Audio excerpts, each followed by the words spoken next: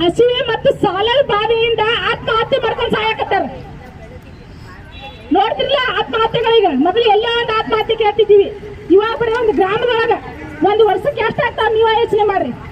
ಕೇಳ್ತದ್ರಿ ಅವ್ರೆಲ್ಲ ಕುಂದ್ರಿ.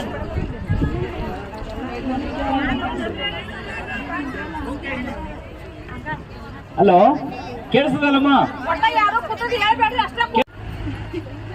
ಈಗ ನೋಡ್ರಿ ಕೇಳ್ಸಕ್ತಿಲ್ರಿ ಎಲ್ಲರಿಗೂ. ಈಗ ಕೇಂದ್ರ ಸರ್ಕಾರದಲ್ಲಿ ಏನು ಮೈಕ್ ಎಲ್ಲಾರು ಮಾತಾಡಿ ಒಮ್ಮೆಲ್ಲ ಮೈಕ್ ತಗೊಂಡು ಮಾತಾಡಿದ್ರು. 10 ವರ್ಷ ಆಯ್ತು. 10 ವರ್ಷದೊಳಗ ಸುಮಾರು 55 ಲಕ್ಷ ಕೋಟಿ ಈಗೇನು ಹೇಳಿ ಬಂಡವಾಳಶಾಹಿಗಳು ಅಂತೇಳಿ ಉದ್ಯಮಿ ಪಕ್ಷ ಕೋಟಿ ಸಾಲ ಮನ್ನಾ ಮಾಡ್ಯಾರ ಬಂಡವಾಳಶಾಹಿಗಳು. ಗೊತ್ತಾಗ್ಲಿ ಬಿಡ್ರಿ ಅವ್ರಿಗೆ. 55 ಲಕ್ಷ ಕೋಟಿ ಅದ ದುಡಿಯುವ ನಮ್ಮ ಬಡವರ ಭವಿಷ್ಯ ಮತ್ತಷ್ಟು ಉಜ್ವಲ ಆಗತ್ತ ಒಂದು ದಾರಿ ದೀಪ ಆಗ್ತಿತ್ತು. ಆದ್ರೆ ಸರ್ಕಾರ ಮಾಡಿದ್ದೇನ ಅವ್ರ ಬೆಳೆಸುದು ಹೇಳಿದೀವಲ್ಲ.